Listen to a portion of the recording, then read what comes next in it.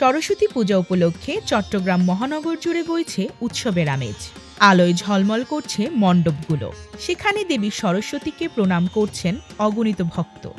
পাশাপাশি ধূপধুনার ধোঁয়ার সুবাস ছড়িয়েছে পূজা মণ্ডপ ও চারপাশে। সেখানে তরুণ তরুণীরা হলুদ সাদা পোশাকে পূজা উদযাপন করছেন, ছবি তুলছেন, করছেন শুভেচ্ছা বিনিময়।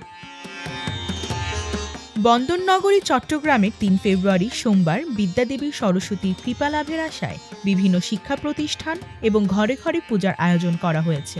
এবারের আয়োজন ছিল আমাদের ছাত্রীদের পক্ষ থেকেই আমরা সর্বোচ্চ চেষ্টা করেছি, আমরা যেটুকু পারি সেটুকু দিয়ে মাকে আগমন করার জন্য। আর পুজোটা চাই সফলভাবে হোক, এটাই আমাদের কামনা। প্রার্থনা তো অনেক কিছুই আছে, যাতে আমরা সবাই সুস্থ থাকতে পারি, ভালো থাকতে পারি। আর যারা যারা আমাদের সাথে পুজোয় কাজ করেছে, যারা অতিথি আসে, সবাই যেন ভালো থাকে।